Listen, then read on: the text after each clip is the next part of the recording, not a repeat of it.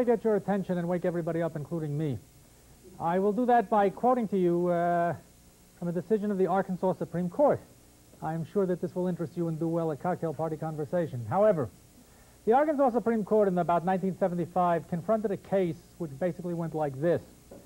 A certain department store had a special on earrings, and the deal was that if you bought X dollars worth of their earrings, their technician would pierce your ears for free.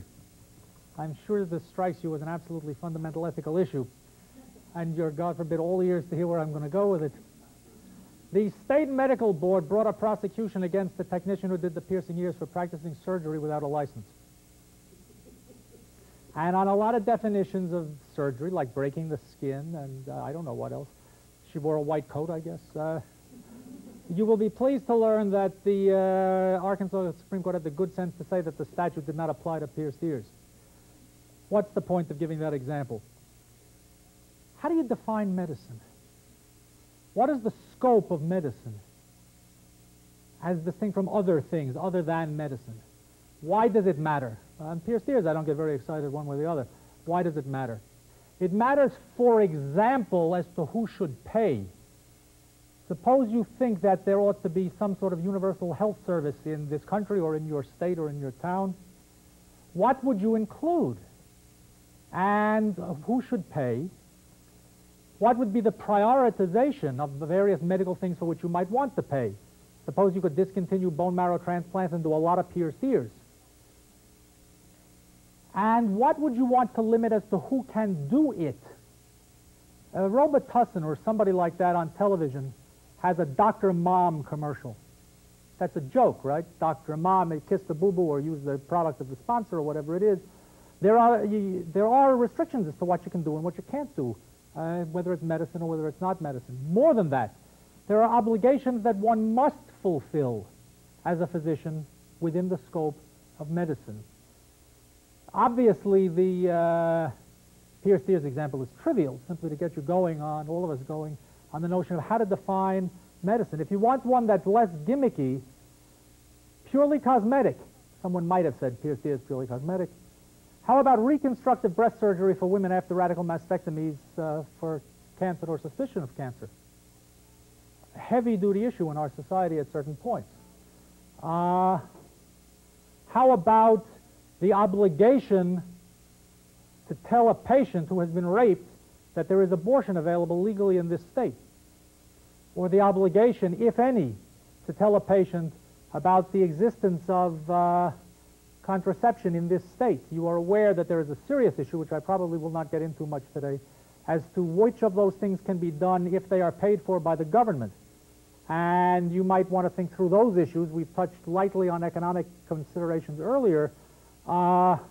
If the government supports a certain family planning clinic, can the government instruct what is to be done and what is not to be done? That is the piercing of ears within the canon of medicine? Who is that up to? That's up to medicine? That's up to who's paying? Is abortion or contraception or sterilization medical such that it would be sort of malpractice not to discuss it with a patient who had certain kinds of symptoms? And who may decide that? The parameters of what constitutes medicine are essential to work with if one is going to have any kind of notion about the entitlement of people to receive medical care and or the obligation of, this we will pay careful attention to, of whomever the obligation would then fall on to provide that kind of care. One of the most interesting phenomena in recent years at the macro level has been the extent to which third-party payers are setting policy in the healthcare area. Third-party payers means someone who is not the doctor and someone who is not the patient, someone like Blue Cross or like Rhode Island Group Health Services or whatever, or Kaiser Permanente on the West Coast. Third-party payers includes also the government, which between Medicare and Medicaid and the Veterans Administration hospital system and the Army Medical and others, the federal government is paying some number like 25% or more of the health dollars in the United States. It becomes then exceedingly important to know what is health or medically related or stuff like that, and what is it that one might argue one is entitled to or not entitled to, and how would the thinking go. You have all seen, I bet, discussions of health care in the context of industrial relations. Brown University narrowly avoided a strike last week, which would have replicated a strike a year or two ago. Can you guess the issue given this context? Who pays for health insurance? The university wanted the unions to agree to a certain co-payment. 9X, our telephone system up there, was on strike for a long time. Would you care to guess on exactly the same issue? Not knowing who you are and where you come from, it is unquestionably the case that the issue of paying for health care services is a major and dominant issue. I bet you have seen things in articles or op-ed pieces or whatever which say things like, American industry can't compete with Japan because of the unreasonable cost of medicine. I am sure you have seen things that roughly say, X dollar is in every car by whoever's paying for the ad, by major automobile production company. It goes towards the health care of the workers. I am sure you have seen things that say the cost of the steel in the car produced by X is less than the cost of the health care. On a parenthesis, it has never occurred to me that that would encourage me to feel good about the cost about such a car. But that's simply my own naivete as to how much steel you really need to make a car. Really important point, I think. We typically in the United States discuss health care and the entitlement to health care in terms of a dyad, that is to say, physician and patient. And we use language like the therapeutic alliance. And we talk about what obligations does a doctor have to his, her patients, and we talk about what obligations does a patient have to his, her doctor. The price of competing with Japanese automobiles is not part of that traditional doctor-patient relationship. Why is it any of Chrysler's business or General Motors' business or General Foods' business whether I go to this kind of doctor or that kind of doctor or get this kind of payment or that kind of payment? Answer all the things that I began with. The formulation that I like, and which might even be original with me, I'm not sure, is the consumer of health care is no longer the patient. The purchaser, the consumer, is not the patient. When the United Automobile Workers, this is a make-believe example, when the United Automobile Workers, but it's true, when the United Automobile Workers goes to negotiate with any of the American car companies, they sit down and they talk, so much towards wages, so much towards this, so much towards this, so much towards this. At a certain point, someone says, and we want the company to improve the health benefits. All right, what do you have in mind? Well, we would like to include eyeglasses, which perhaps have not been included before. Somebody's contract would involve that. All right. We're going to include an OD doctor of optometry, or are we going to include the fee for an MD ophthalmologist? Well, it's America. The patient decides. And I gather, this is not controversial, an OD optometrist who is licensed to do refractions charges less money for a refraction than an MD ophthalmologist who is licensed to do refractions and surgery and certain kinds of medication. All right, they say at this hypothetical labor negotiation, should we build in a visit to an optometrist, or should we build in a visit to an ophthalmologist? But I, the patient, decide that. You want to be the patient to decide that. He who pays the piper calls the tune. The consumer of those eye examinations is General Motors or Chrysler or whatever big company, and or the union, which says we will give up so much in a raise if we can get so much over there in benefits, or we will give up the benefit over there if we can get it in a raise or in an extended vacation day or something like that. Right? Is it useful to think about medicine in the purely individualistic sense, which we have for a long time in this country? I'm suggesting that it's not. What to make of medicine as a kind of a public utility? Let me put the case very, very sharply as follows. It has conventionally been said, I'm not discussing practice, it has conventionally been said that a physician owes to his patient anything which will benefit the patient, and that it is the physician's task to benefit the patient. And that is the criterion by which we judge physicians. So, for example, if we have a physician treating a patient, and the physician's cousin runs an X-ray laboratory, and this physician is referring patients up the mountainside to his cousin, we would say that is a conflict of interest. We would say that is corruption. For me to order, if I were I'm not a physician, for me to order non-necessary x-rays so as to benefit my cousin who then kicks back or doesn't either way under the table would be a definition of malpractice, would be included within any definition of malpractice. What about the physician who says to the patient, you don't need what you think you need, and somebody's got to pay for this, there ain't no such thing as a free lunch, etc. Not that my cousin is our HMO can't afford an unlimited access to a certain person. You cannot have a CT scan every time you feel like it. My boss, the Dean of Medicine at Brown University, Dr. David Greer, a compassionate and caring physician and a good administrator, talks about, when he was in private practice, a very wealthy businessman, whose name allegedly we would know, I don't know who it is, who came to him twice a year for a full physical, twice a year, with all manner of lab tests and workup and stuff like this. And Dean Greer said to him, you know, this is a waste of your money and my time. To which the guy said, I'll pay you for your time if there's a 1 in a million chance that you can find something if I come in every 6 months and you do all this stuff. I happen to be wealthy. It's worth it to me to have a 1 in a million chance and pay you whatever your time is worth to you. All right, that sounds very wholesome. What about the secretary in that guy's firm? What is she entitled to? Is it helpful at the macro level when talking about entitlements to think about medicine in the terms of private individuals, or is it useful to think about medicine in terms of a public utility? Many of you, if you ever knew, will have forgotten how fire departments used to work in America. Fire departments used to work, you joined, you paid, and you put some sort of a plaque or whatever on your house, and if your house caught fire, they came, the volunteers or how if they were, however, and they saw the plaque on your house and they put the fire out as best they could. But if you weren't a member of the fire department, then they didn't come, or your house burned to the ground. Is medicine appropriately thought of in those terms? Is medicine appropriately thought of in those terms? Is medicine a public utility? In some extent, a large extent, no extent? Is it an entitlement that a decent society ought to provide, and at what kind of level? Getting very personal, one of my kids, when he was 4 years old, fell on some steps and cut his lip. We rushed immediately to the emergency room of the local hospital.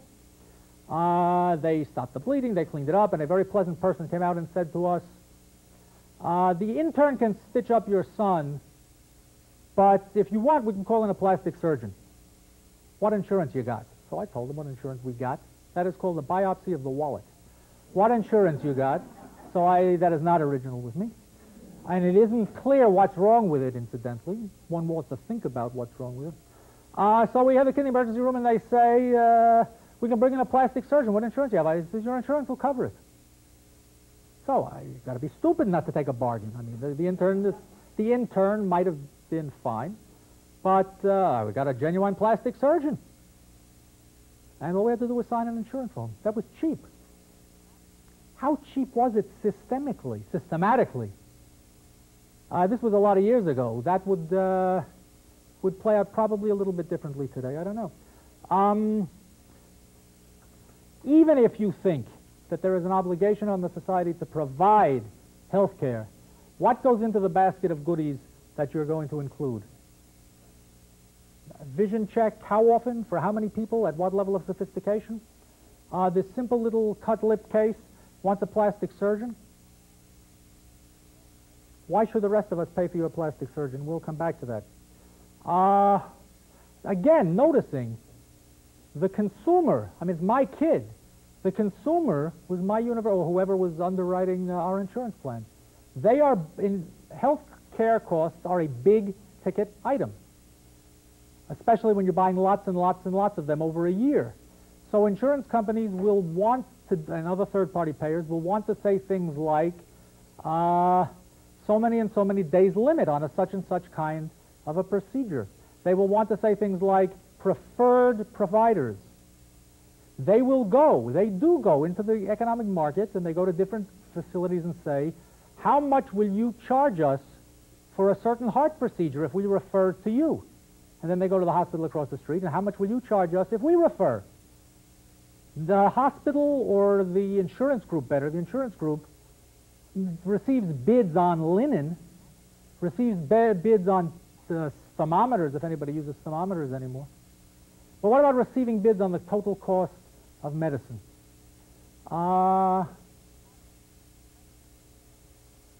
Cataracts. Cataract surgery used to be a 3-day procedure. In on Monday, operated on Tuesday, out on Wednesday.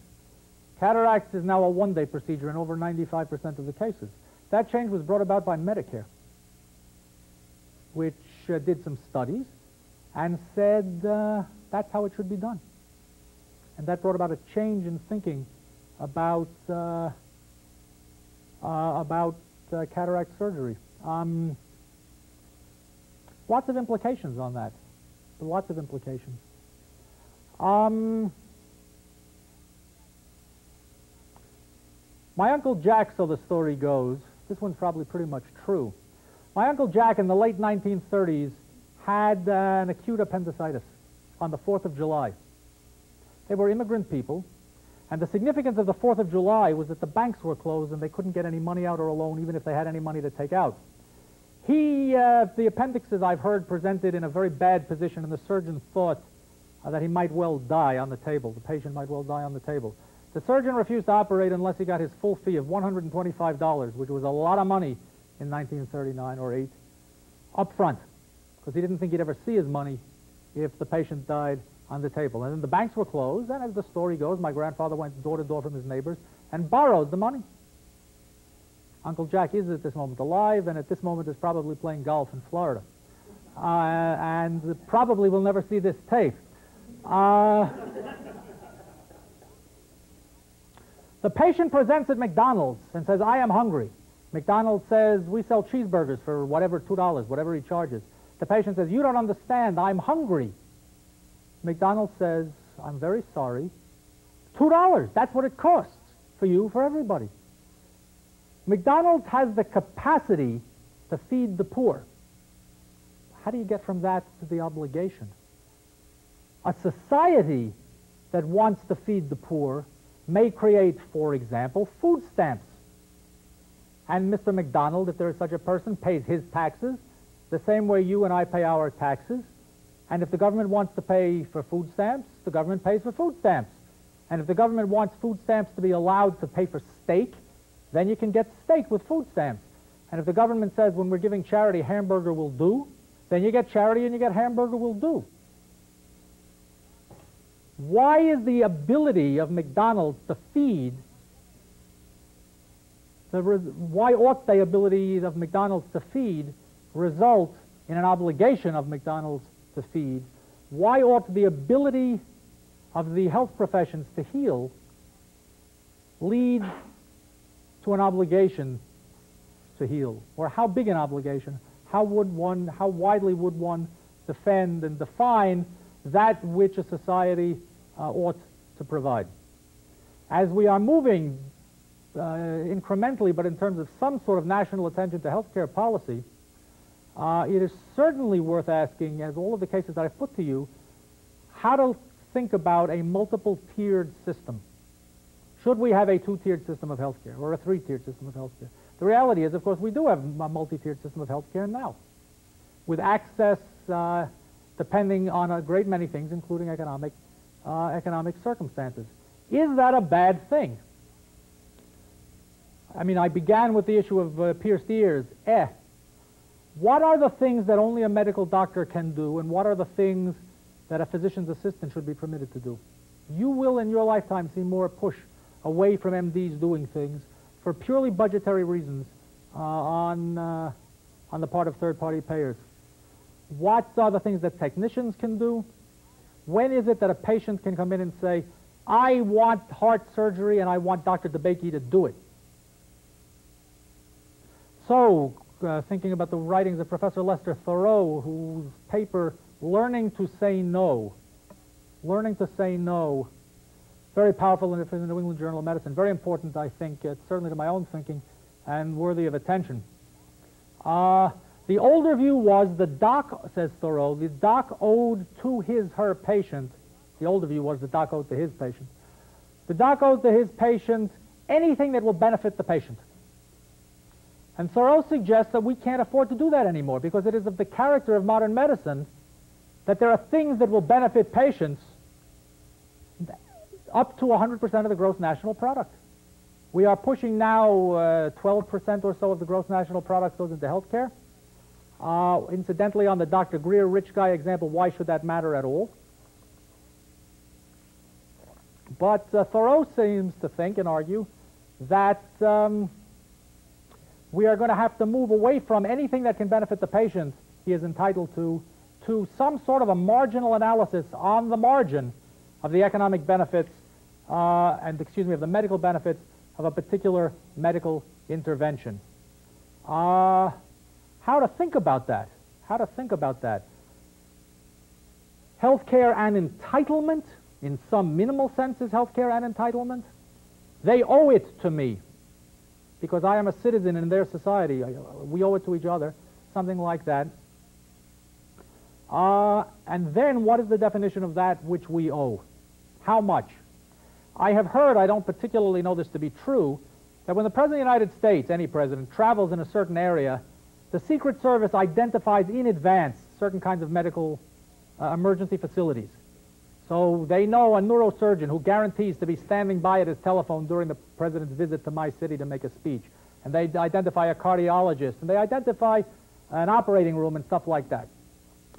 I think that's very nice. I myself don't particularly want to be president, but I would be happy to be healthy. So I think it would be very nice if every time I traveled,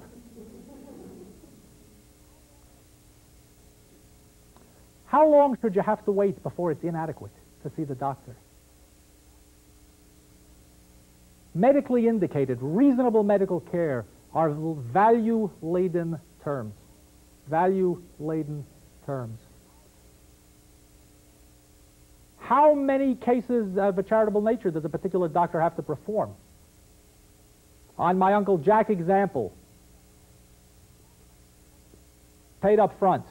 Sounds kind of scuzzy. I mean, that's why I told the case. It grates on modern sensibilities. Doctors are supposed to help people. How many? Suppose this doctor has done X percent of his business is non-compensated, and he thinks that that's what he ought to be giving to the community. And Uncle Jack comes up after the list is full. Let some other doctor help out. Let John D. Moneybanks, the richest philanthropist in town, pay. Like the fire department, it would be odd, indeed almost inconceivable today, to allow people's houses to burn because they hadn't paid the fire assessment or some kind of thing like that. Same as medicine, different from medicine, how to think through those kinds of issues. So those are micro issues, systemic issues. To conclude that aspect with yet another quotation from the Thoreau article that I mentioned, using language very particularly, Thoreau says that Americans are at the same time capitalists and egalitarians. He's using those words in quotation marks. By capitalists, he simply means personal choice. It's your right to handle your money the way you want to. You want to invest in expensive books? Bravo. You want to invest in stamps? Bravo. You want to invest in complex health insurance? Bravo. You want to invest in a boat? Bravo. You want to invest in sending me to medical school? Double bravo. Capital people are free to do things. And if my mother requires a major procedure, then I am free to fly my mother to Texas or to Switzerland or wherever to get her the best possible procedure available for her particular illness. In that sense, he means capitalist. Freedom, autonomy, sounds very nice. We are also egalitarians. At the very moment that Beiser's mother was being flown to Luzerne for this very important procedure, 14 people died waiting to see, I made that up, 14 people died waiting to see a physician at County General Hospital, Charity Hospital.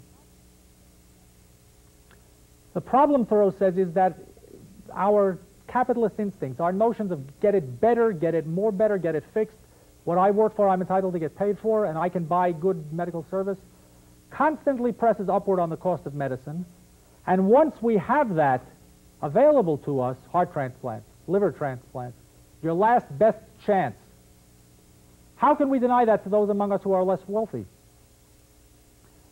How to cap medical expenses given what the interplay of those two phenomena.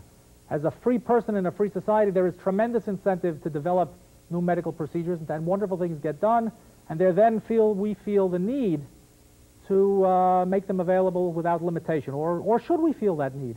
Or is there something wrong if we feel that need? What constitutes adequate? Which I think we have talked about in several different sessions in this seminar series. What constitutes adequate? And what, if anything, is the particular competence of doctors, as opposed to others, to know what kind of social risks our society should want to pay for? If you are interested in these themes, a very interesting place to watch is the state of Oregon. The president of the Senate of the state of Oregon is Dr. John Kitzhaber, a medical doctor, and he has led Oregon in interesting ways, widely reported in the press, towards the systematic analysis of what they would invest their state monies into, typically under Medicaid.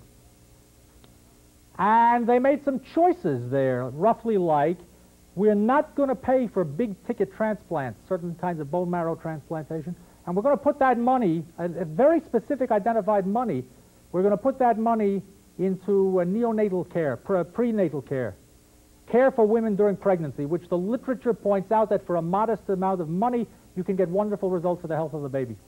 And we're going to create well baby clinics for after the baby gets born, so that the baby is followed by a medical technician. And we're taking the money away from 5 people and giving it to 200 people or 500 people or whatever it was.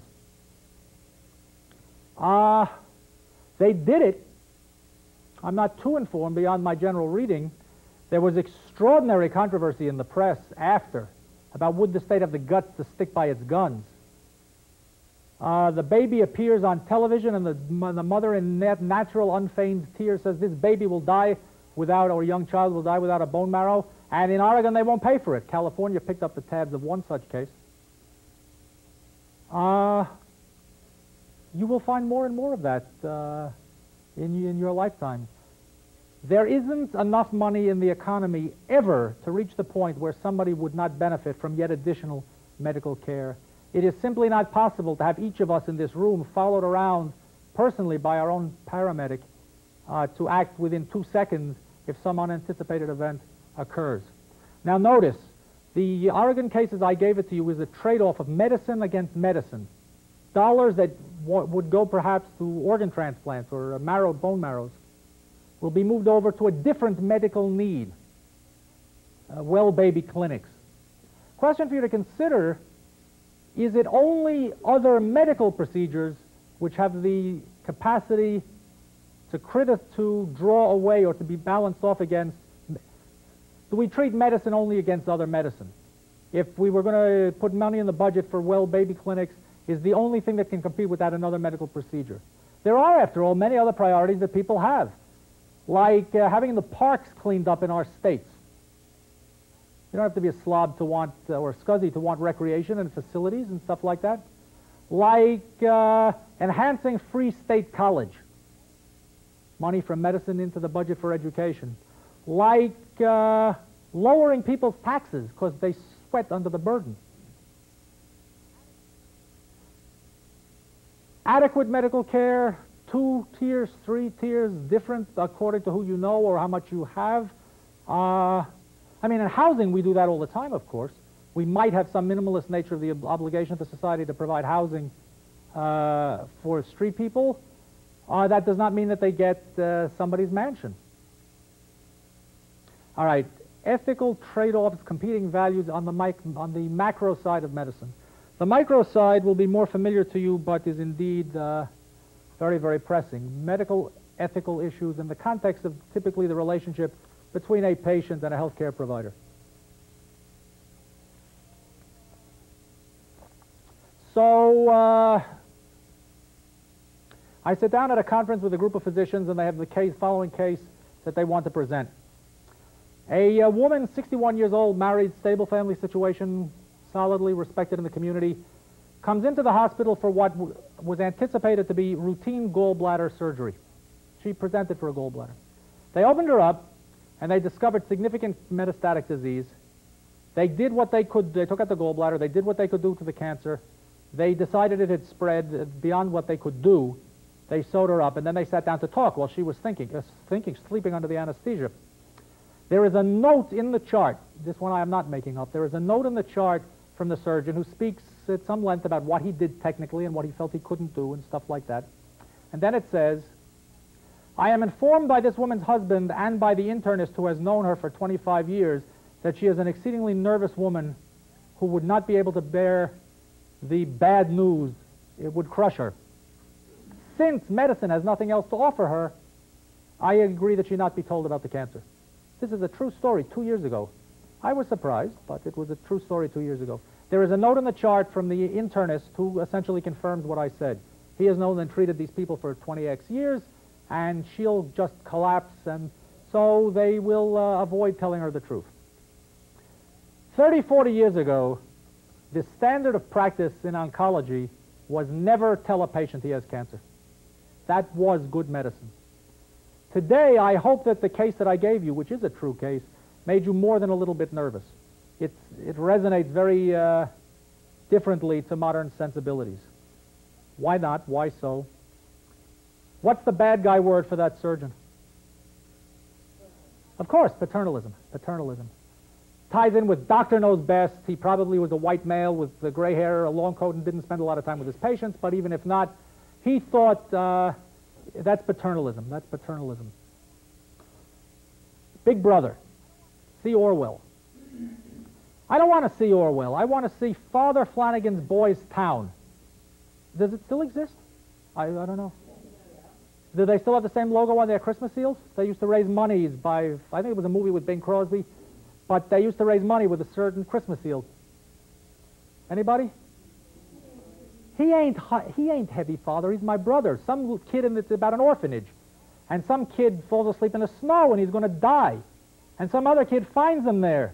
And he picks him up and the priest sees him, the priest director of the orphanage. And he sees him and he says, how could you carry? He ain't heavy, Father. He's my brother. See the parable of the Good Samaritan. It's a good thing to help people, to respect their sensibilities. Huh? We have moved into a context of medicine practice where the overwhelming philosophical ethic is patient autonomy. Patient autonomy. And many, by no means all, but many of the cases that will strike us in our own families, unfortunately, or at least in the press, as ethically complex and sophisticated, have to do with the tension between the values, the proper values associated with paternalism. For example, compassion. For example, professional expertise. The surgeon really does know, I hope, a lot of things. Paternalism. Doing what is good for the patient as distinct from autonomy, doing what the patient wants. I've quoted several times my theme song in this regard. See Frank Sinatra, I'll do it my way. The very fact that the case that I presented, the gallbladder oncology case, could be controversial is evidence that both of these themes are pulling. That in the year that I heard it, roughly 1989-90, roughly 1989-90, the doctors would write notes of that sort, indicates their recognition of some of the competing values of autonomy. What was the first value that the doc wrote? He said, given that surgery has nothing else to offer, parenthesis, don't die on one surgeon's opinion, close parenthesis. Given that medicine has nothing else to offer, he was saying, if there would be a choice between alternative therapy modalities, then she needs to know, because she has to choose whether she's going to go, as it were, with an amputation or with radiology or with chemotherapy. She has to choose. She has to choose. That's if medicine has something to offer. It's interesting and difficult to know who ought to decide when medicine has done enough and ought to offer something else. But there's yet a further assumption, which I think is more controversial by the doc, in the we know what's best for her, or the husband and the docs know what's best for her. Maybe there are many non-medical things that she wants to choose to do in her remaining time. Maybe she wants to go to Italy and see her sister one more time before she dies. Maybe she wants to get her relationships with someone she hasn't spoken to in a long time in order. Maybe she's religious and wants to do religious things. Maybe she's a business person and wants to deal with her portfolio at the age of 61 when she did not expect to die. Maybe there are lots of, take the grandchildren to Disney World. Maybe there are lots of things in a person's life that he or she would want to do. And that is how the present generation of house officers, interns, and residents has been trained overwhelmingly. And patient autonomy, the Broadway play, on television it was Richard Dreyfuss. Whose life is it anyway? On Broadway it was, I'm sorry? No, it was a female actress. Mary Tyler Moore, and they changed the results. The play was the absolutely terrific guy, an artist, a sculptor, brilliant with it, an automobile accident or a motorcycle accident, paraplegic, totally paralyzed below the neck, never would have a use of any of his extremities, but in this play he was totally with it upstairs and totally gone below the neck. They dialyze him regularly to flush his kidneys. He wants to be removed from dialysis. Removing him from dialysis will lead to his death. Whose life is it anyway is the play, and it is clear that the ethical value in that play is patient autonomy. It's my life, I get to control it and stuff like that. I'm very supportive of that. I think that's really impressive. I think it's more complex than the pure autonomy argument would have it, and I think you need to be sensitive, certainly about how information is transmitted to patients, but then beyond that, got to be very sensitive to how communication works between and among patients, even, indeed, especially if you believe in patient's autonomy. The patient in a case I know came out from under anesthesia saying, "No tubes, no tubes." Meaning, has she denied intubation? Without getting too technical? Maybe she saw something on television, or maybe she read one article in the Reader's Digest, such that she doesn't want to spend the rest of her life on her ventilator. Maybe her understanding of how ventilators work in a hospital is such that she thinks that once connected, she will never be disconnected.